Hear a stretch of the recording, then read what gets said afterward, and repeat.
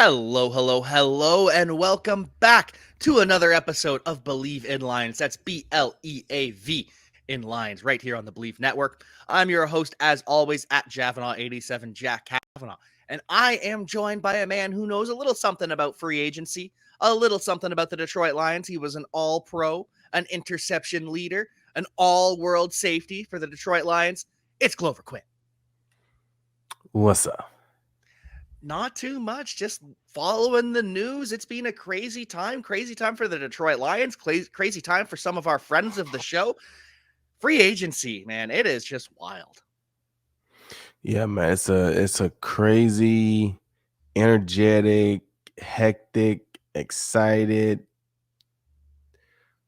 frustrated time all in one. It's kind of how you can put it. Happy, sad, mad, everything all in one. A little bit annoyed. Yes, everything. But it's a great time for a lot of players, and you know, but on the other hand, it could be sad for us, a lot of players too. And that's the thing. A lot of guys, they're changing homes, they're changing positions, they're changing their entire life plan. And sometimes it comes out of the blue, like your Darren Waller. Darren Waller said he had no idea he was getting traded to the New York Giants. And then all of a sudden, he's not a Raider anymore. He's on his way out. And I know you never got traded, but I know you also had some friends get traded. So what's that like when you're not expecting and all of a sudden just, oh, hey, buddy's gone? That's kind of weird. Like when you're getting traded, like I said, I've never been traded. But the people that I've talked to that have been traded, a lot of times you don't even know. You have situations where people ask for trades and they're actively seeking to be traded, right? They know. But a lot of times, when you see these stories of people like, man, I found out I got traded on Twitter or Instagram or whatever, like that's real. Like some of these people, and your agents are kind of in the loop, but sometimes your agent just been talking, but they don't really know. And then all of a sudden they pull the trigger and boom, it's done. Because your agent really doesn't have anything to do with the trade. Your agent really is just to negotiate new deals. They don't have anything to do with the team, the other team, and what's in the trade package. They don't have any idea. And unless you are some type of, I don't know, because obviously if they're trading you, you're probably out of graces with them. So it's not like they feel like, hey, let's call such and such and make sure he's okay with being traded. No, they're gonna make the deal and you're gonna find out, oh, I just got traded. Oh wow, okay, cool. I mean, I guess. And so for Darren, yeah, him being, a tight end, the key piece to that offense, and you're going into a year, you just got a new quarterback. Hopefully, I mean, I don't even know who they got. Oh, they signed Jimmy G, I think, right? Yeah, You the just got a Raiders new got Jimmy G. quarterback, and next thing you know, it's like, oh, I'm getting traded. I'm the second best. I'm probably the most important. I mean, I know they got Devontae Adams, but the tight end, being able to control the game at the tight end position, that's key in today's game.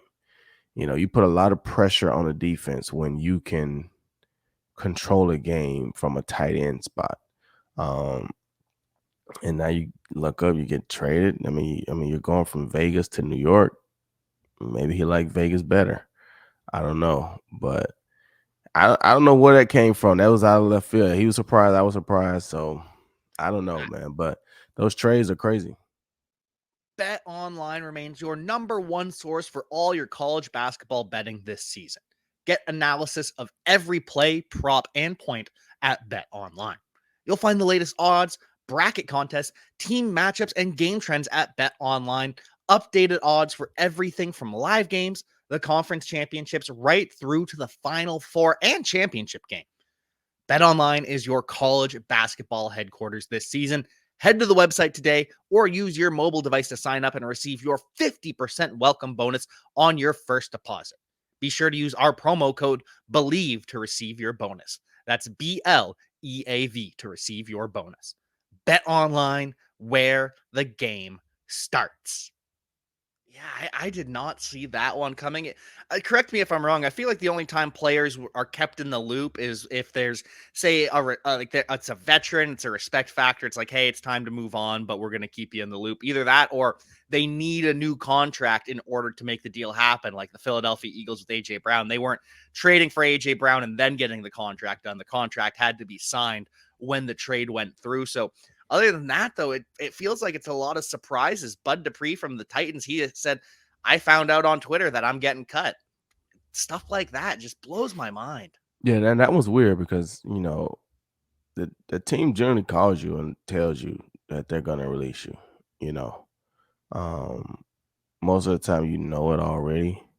Like, when I played my last year in Detroit, like I said, I had asked to be released before the season.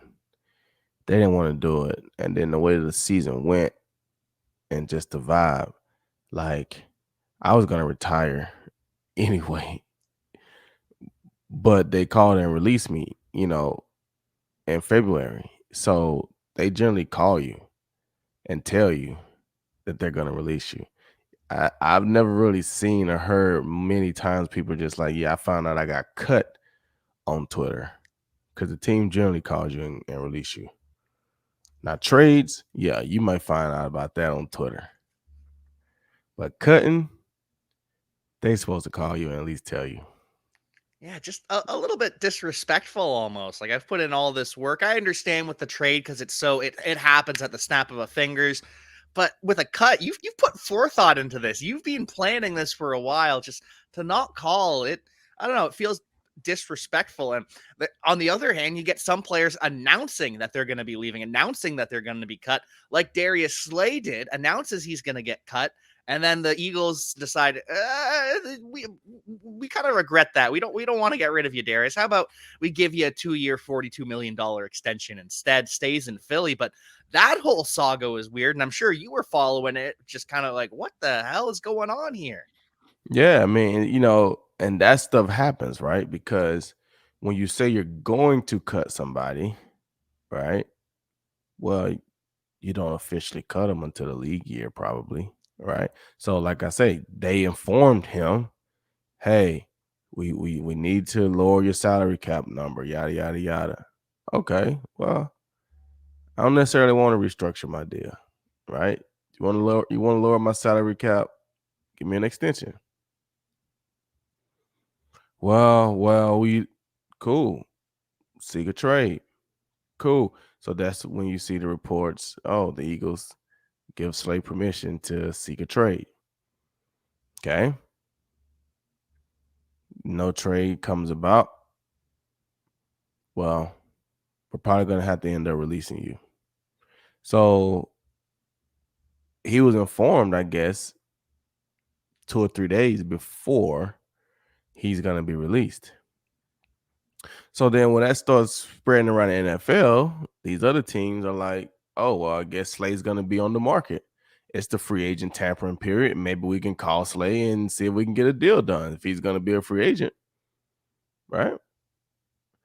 So then when, Philly probably hears about a couple of deals that was going down, a little money that was going to be paid, it's kind of, well, you know what? I don't know if we want to let that happen. What can we do to, you know, keep you here in Philly? And then now he's staying in Philly. That's kind of how that whole thing went down. I don't want to get into too much specifics. I'll let him tell his story, but that's kind of what went down.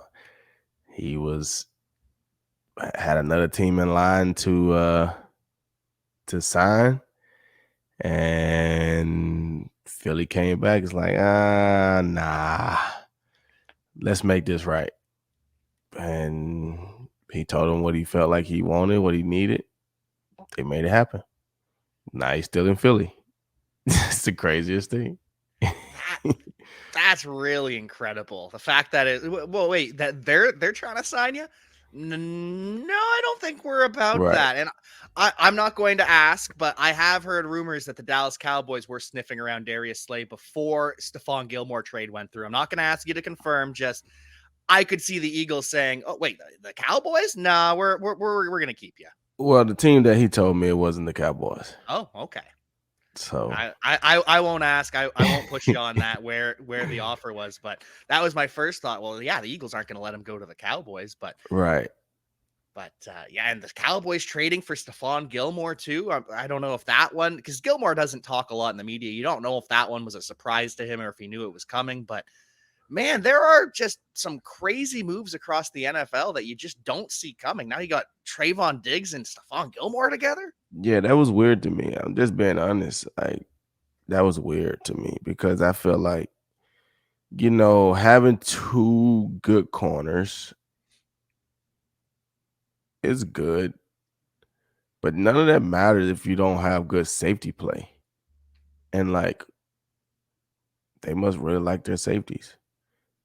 Because I mean, you can have a good corner and an okay corner and upgrade your safeties, and now you got a solid secondary. But just because you got two good corners, if you don't have good safety play over the top of those guys or behind those guys,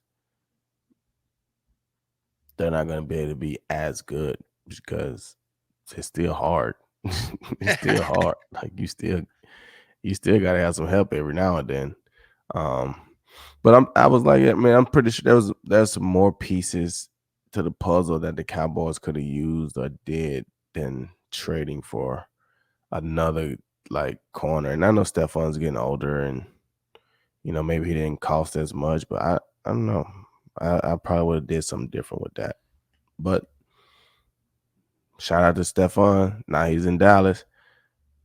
I can drive to Dallas and pick up those jerseys for you now, Stefan. That's an easier it's an easier It's a transaction, or whatever you want to call it. It's a short drive to Dallas and get some jerseys framed for Stephon Gilmore. This will be jersey number 4 because he's got 5 because he's got the Bills, he's got the Patriots, he got the Panthers, he got the Colts, and now he's got the Cowboys. You got some business lined up there, Glover. Yeah, I mean that's a lot, right? Yeah, Bills, Patriots, Panthers, Colts. Yeah, 5 jerseys. Yeah, and I mean, and his catalog of jerseys that he probably swapped with other people are probably crazy. and the Super Bowl jerseys as well. Like Yeah, he's had a pretty good career. yeah. I'm about to hit him back up. We talked one time, and I'm about to hit him up. Hey, you coming to Dallas, man? You can bring all that with you, bro. I can meet you in Dallas. I'll make that drive for you. Don't even have to ship it anymore. You can just pick it up. Perfect. There a lot of cornerback moves around the NFL. One thing I'm noticing, there's not a whole bunch of game-breaking contracts being given out to any position, it seems. And it seems almost as if safety and cornerback are the two positions that are kind of getting paid a little bit of offensive lineman. But if you're a receiver, if you're a running back, you're taking a bargain this year in free agency. Well, I don't know if they're taking a bargain, but I just feel like they're getting, you know, we don't see any of the marquee names. I mean, Yeah. these are average names of guys that, you know what I'm saying? We're not seeing, Devontae Adams is not a free agent. We're not seeing him get paid. We're not seeing um, you know, Tyreek Hill and, some of these top guys. We're not seeing that. We're seeing, good solid pieces to teams. Juju Smith Schuster. I mean, he getting 33 million. That's 11 million a year, right? What did he do? 3 for 33, something like that. Yeah. He getting $11 million a year to be a role player. You know what I'm saying? Like, so I think that's what we're seeing. We're seeing, and that shows that a lot of these teams are probably not letting these marquee guys get to the market. Like, no, we're either gonna lock you up, we're gonna trade you, or we can't let you get to the market, because if we let you get to the market, then these guys are setting the market on fire, which raises the bar for the average person, right? So we're not gonna let you get to the market. And that's what we're seeing. Like, you don't see, like, it would have been the craziest thing if Darius Slay would have made it to the market. And he's an older guy. Well, I don't want to say older, but he's not 28, 27. But I think he still would have been a hot commodity on the market. He already had a team offering him money. You know what I'm saying? So, I just think, like I said, I just think the deals that we're seeing are just the caliber of players. You know what I'm saying? Like Jamal Williams led the league in in touchdowns, but like I say, I don't know if that holds as much merit across the league for as far as him being a great running back as much as it's, hey, you stay healthy all year, very opportunistic. Your team got down inside the 5 a lot of times without being able to make those touchdowns from a bigger play, and you just was able to punch it in. So you're a good short yardage running back inside the tackles, third down, goal line, but we don't really know if you're a true game breaker as a running back. So that's why you only get 3 for $12 million. And I mean, for you to take that deal with the Saints, but the Lions give somebody else $6 million a year, that goes to show you, it's like, well, heck, why didn't the Lions offer you $6 million a year? Why didn't you take $6 million and stay with the Lions? Or did the Lions offer you $5 million a year or four? Like, I guess the Lions didn't offer him more than $4 million a year because he took 4 with the Saints and he really wanted to stay with the Lions, from what I hear. So the Lions must didn't offer him more than $4 million a year. Yeah. And you're the touchdown leader, so you're probably going into the offseason like, oh yeah, I'm gonna get. It's tough, So I think that's what we're seeing with some of these deals. We're not seeing any other like huge names. You're seeing backup quarterbacks and Andy Daltons and Marcus Mariotas and I'm saying guys, Baker Mayfield and there's guys that are they're okay guys, but we're not seeing the game breaking guys that are getting deals, in my opinion.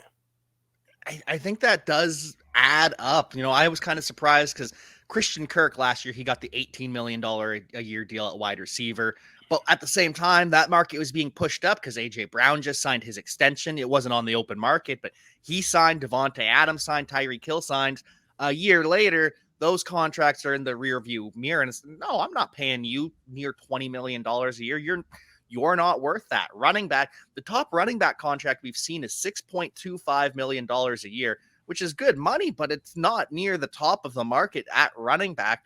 Lions $6 million a year for David Montgomery. It seems as though they plan to have him replace Jamal Williams a little bit more, but that's not a game-breaking contract either. It's a lot of under $10 million a year deals. The only 2 really big ones I've seen were Jesse Bates, the safety to the Atlanta Falcons. He's making 16 per. And then Jawan Taylor, the offensive tackle from the Jaguars, he's making $20 million a year to come to the Kansas City Chiefs. But outside of that, it is a lot of $11 million at most. What was the Orlando Brown deal? Orlando Brown's getting $16 million per year. Okay. With the Bengals. But see, when you look at the market as far as the running backs go, right? Tony Pollard signs the franchise tag. It's $10 million a year. So if he's considered one of the top running backs in the league, he's only getting 10 a year. Nobody else is getting close to that. Yeah, that's true. Saquon too, Josh Jacobs. When all of those guys are on the tag, it does push the market down, doesn't it? Yeah, though. I mean, you're not getting more than that, and that's 10. Okay, well, cool. All right, you get 6. That's good. So I mean, the money is there, so they're doing a good job, it seems like, of paying a lot of people solid money as opposed to 1 or 2 people getting all of it. But like I said, none of these guys are like marquee guys. You know what I'm saying? We didn't even expect that in free agency though. You know what I'm saying? We didn't go into free agency expecting, oh man, this guy's gonna be a free agent, this guy's gonna be a free agent, this guy's gonna it's gonna be a hot market. Like, we wasn't even expecting that. It was, I mean, you look at all of the Lions first round, free agent guys. I mean, you could have signed all those guys for $50 million. Yeah. Kaminsky, Anzalone, Jamal. What did Deshaun get in Miami? 1 year Sean deal? didn't even make $2 million on his 1 year Yeah. deal. That surprised me that they didn't bring him back for less than two. I mean, I told you, if you're a safety in the NFL, if you can't turn the ball over and be a game changer, it's hard to get big money. A lot of people can tackle. We need game changers. Deshaun Elliott didn't even have an interception. He had one fumble recovery. I think I remember when he started doing the soccer trot. Outside of that, impact plays, where were they? And you say, well, he could tackle. Yeah, a lot of people can tackle, bro. Like we want impact plays, man. Like, can you change the game? I don't know. That does make sense. That does add up, and I would imagine now the Lions, they think Tracy Walker, he's ahead of schedule because they haven't brought in a safety right now. I think it's just Tracy and Kirby Joseph. So either they're drafting or signing someone, or they're really confident in Tracy coming off that Achilles because Yeah, I'm sure they'll draft somebody. I'm sure they'll draft somebody because they probably like Kirby, so they'll probably draft like a stronger safety because I feel like Kirby and Tracy are kind of somewhat in the same. And yeah, Tracy's bigger than Kirby from what I can see, but they're both kind of like free safety type bodies.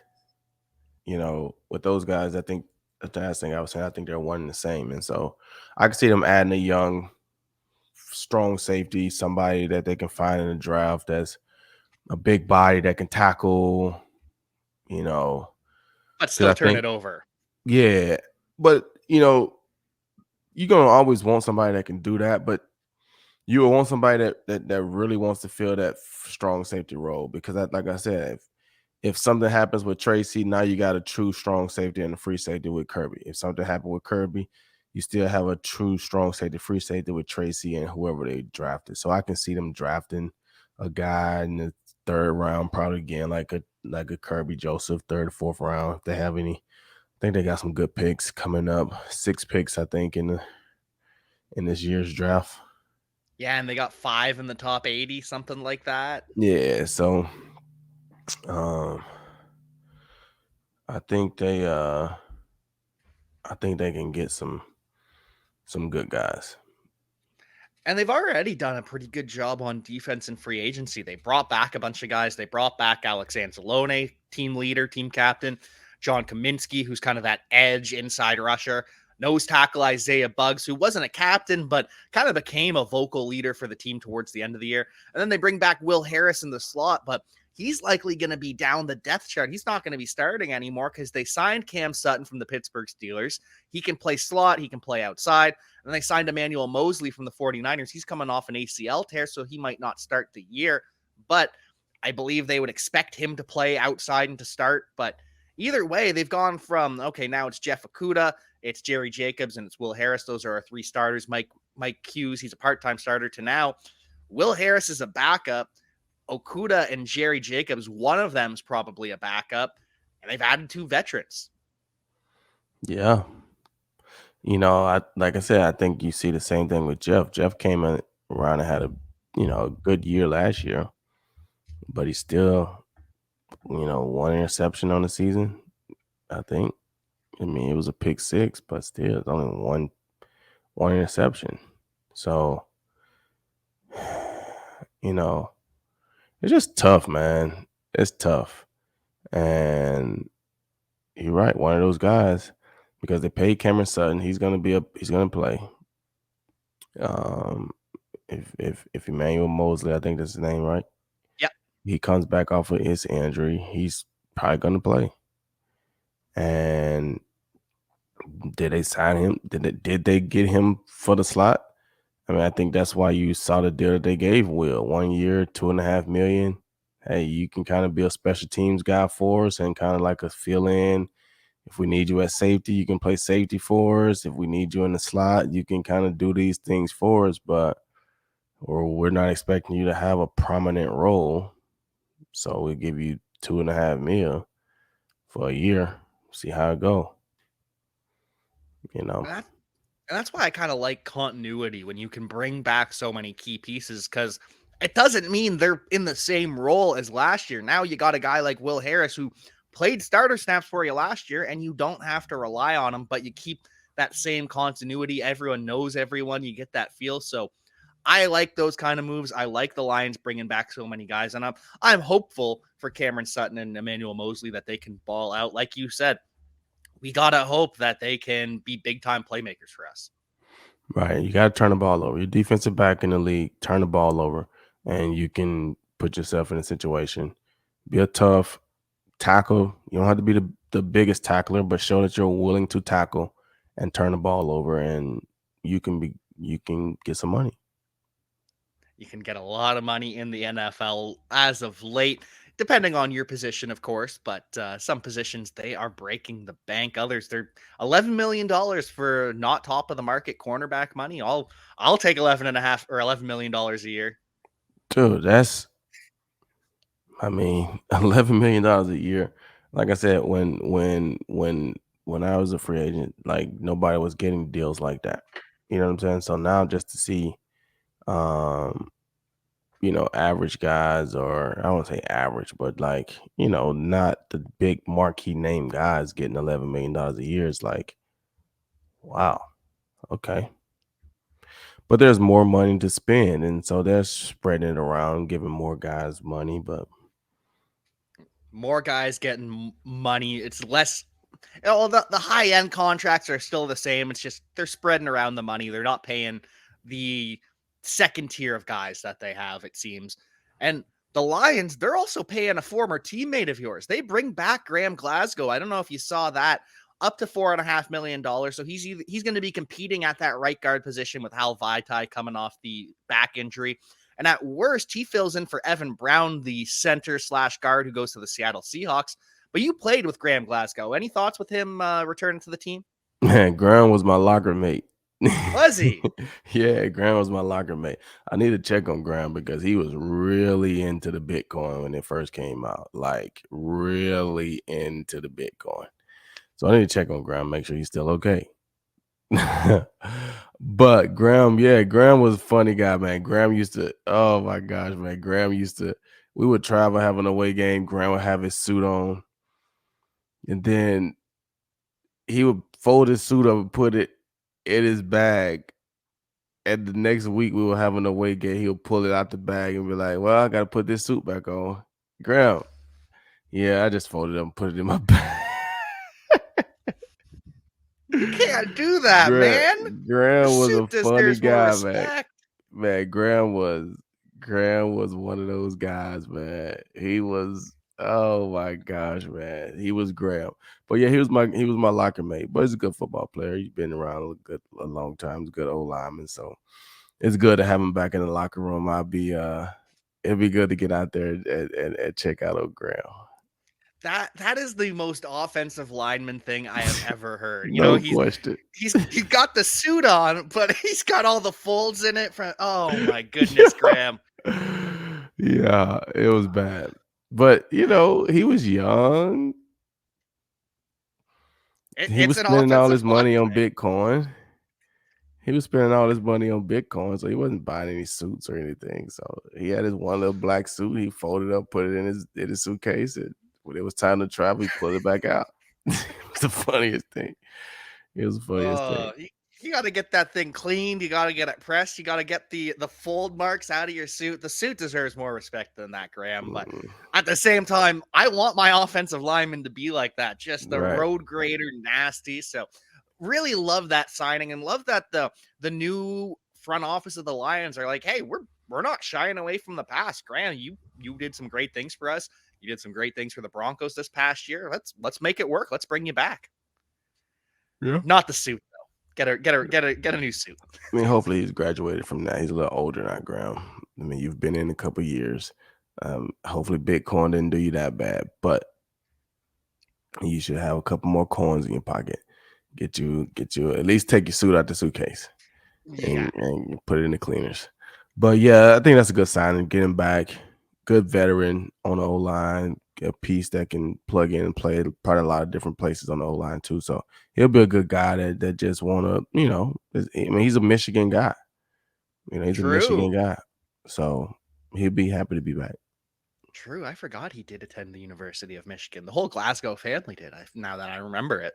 Mhm. Remember a couple years that you just see, oh, there's another one. There, oh, there's Mhm. the third brother that we found. Mhm. Yep. So yeah, that's a good thing.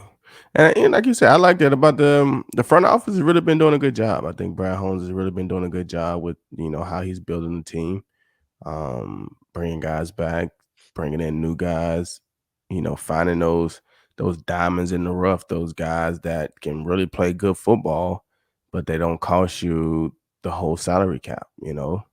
So finding the Cameron Sutton that you see how he played in Philly, I mean, in Pittsburgh, and some of the things that he done, you would expect him to do some of those same things, make some plays, bring his same energy and passion.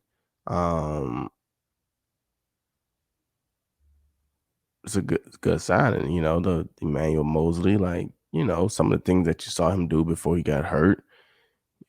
They could be good, solid pieces. Not like I said, you hope they could turn into top tier guys. But I think, just looking at the money, all these guys are, second to third tier guys, money wise. If 20 plus million is the top tier for a corner, then you got to think, you know, money wise, that'll put Slay as a second tier guy around the, 18, 17, 18. So you probably say 14 to 18 would be second tier guy because you got the top guys, I guess, going 18 to 20 something. I think I don't even really know. I think where's Jalen Ramsey at? I think he just got over 20 million. I think Yeah, that was his Jalen probably got re-signing over deal. 20, and then you probably got one or two other guys that may be teetering around there. So then the top may be 18 to 22, and then your second tier is going to be 14 to 18. You get those guys in that range, and then your third tier probably be 10 to 14, and then now you're getting down in the you know you're making 8 million a year, but that's just what we got to give you as a NFL defensive back. What I'm saying, that's expected to play. Um, so yeah, they're not signing, but you hope that that Cameron Sutton can turn himself into that second tier top. What I'm saying, teetering on being in one of those top tier guys. Um, but like I said, with the money that you gave him, you kind of know what they expect, the expectations are. And I think if he can just play to those expectations, I think they'll be fine. Obviously, if he exceed those expectations, they're going to be great. But if he just play to that, I think they'll be fine. And that's the thing with free agency. You got to follow the money. That reveals all because teams lie to us all the time. All the time, teams are lying. And then you can't lie when the contract comes out. We can all see it. You cannot lie with your signings. You cannot hide things. So when you're the Atlanta Falcons and you go out and you pay Taylor Heineke backup quarterback money, but kind of starter money, it's in between there, you kind of wonder, oh, they might actually be out on Lamar Jackson. They might not have been lying there. Whereas the Green Bay Packers, they can't tell us anything right now because they're waiting for Aaron Rodgers to be traded to the Jets. And we hear all sorts of conflicting stories. We hear that Aaron Rodgers is the one holding up the deal. He hasn't decided that he wants to go to the Jets. Oh, no, Aaron Rodgers actually does want to go to the Jets. It's the Packers that are now holding it up because they want to get the trade compensation. Teams lie all the time. It's nice that we can actually see what's happening when these moves become official and we can say, yeah, no, that was a lie. You did not tell the truth there. You signed a quarterback when you said you wouldn't. But this Packers Aaron Rodgers saga, it's almost done and it looks like Rodgers is going to the Jets. I think that thing's gonna get messy. Think so? Yeah, because it's a lot of pieces in there that we're not really, when you start thinking about it, Aaron Rodgers, you're not a free agent. So to go to the Jets, there has to be a trade. So now you are already 90%, you said, retired. So from the Jets standpoint, do you give up the whole house to get Aaron Rodgers and then he walks out after a year if it don't go great? For the Packers, hey man, you said you want to go to the Jets, but all we heard was you wanted to be traded. We don't have to send you to the Jets. What if, you know, I don't know. What if the Texans come calling because they want a good quarterback and they offer us this? Hey, Aaron, I know you wanted to go to the Jets, but sorry, bro. We're sending you to Houston. Right? Does he say, "Oh, I don't want to go to Houston. I'm just going to retire"? You know what I'm saying? Like you said, Green Bay is heard to be slowing up the deal. Why? Because they want compensation. Like, y'all want Aaron? Like, what are y'all willing to give us for Aaron? But I I think kind that of just goes to show like the nastiness of it all. It's like, man, Aaron's been there for a lot of years, done a lot of great things for your organization, your franchise. Like the time has come. It comes to everybody for the most part. He wants to go to New York Jets. Let's make the deal happen. Like, don't sit there and try to hold the Jets hostage. Like, y'all guys should be able to find something that's a win-win for both. And Aaron should be able to be a part of that too. Like, at least reassuring the Jets, hey, I'm not gonna play for a year and walk out. I'll at least give you guys 2 years. Because it's not fair to the Jets to have to give up everything to get Aaron, and then they start out 0-3 and he's like canned. You know, like, so we need to get a commitment from Aaron. Like, are you going to be at the offseason program? Like, are you going to do some of these things? Are you going to be reinvigorated with energy to come in and try to uplift our program? Otherwise, it's tough, you know. But again, for Green Bay, you know, you want to get something for Aaron. Y'all had a long-standing, deal, and you said it. I mean, I saw a headline. I mean, Stafford was in the same boat, right? He's with Detroit for a lot of years, and yeah, he never brought a Super Bowl to Detroit or a playoff win or anything like that. But he's the all-time leader in all these categories and things like that, and long-time Detroit guy, right? So the Rams gave up what they did to get Stafford. So, but Stafford wasn't 90% retired either. Although he may be 90% retired now, but he wasn't 90% retired when they signed him. But life has happened. He's gotten injured and he's won a Super Bowl now, and things with him and his body, his wife, and things like that. He may be leaning closer to retirement now. And I haven't talked to Stafford, so none of this is, credible. This is just me speculating based off of what I see. But I don't know what's going to happen with the Jets. I think the deal could actually get messy if both teams don't want to just lower ego and pride or whatever and just make it happen.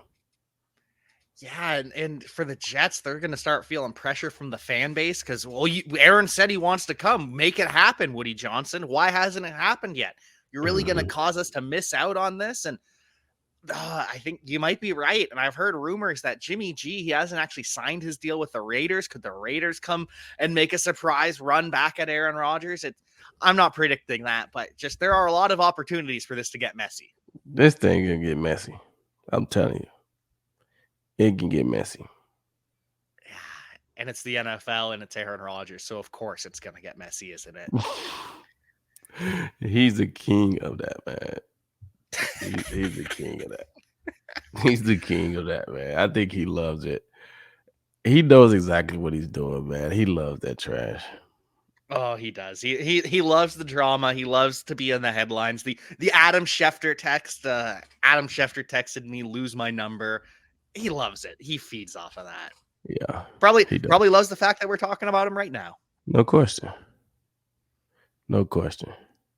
Just me knowing Aaron, and I don't know him personally. I know him a little bit because I played against him a lot of times, but he loves it. Well, I think on that note, we will call it a day. Glover, any final thoughts? Any parting words of wisdom? Any pluggables to plug? Nah, I don't really have any parting words of wisdom, man. Just be good people, man. And go check out my framing page. I'll finally say something about it. Yeah, this is fun. You know, life is about having fun and doing things that you love to do. And so you guys love watching football. I'm glad you guys getting to watch them. I'm glad you guys listen to us as we talk a little bit about football, give you a little information, inside scoop, little perspective on football. So that's a cool thing. You're doing what you love to do. Hopefully every day you wake up and you get to do what you love to do. Everybody don't get to do what they love to do every day they wake up, and I hope you do.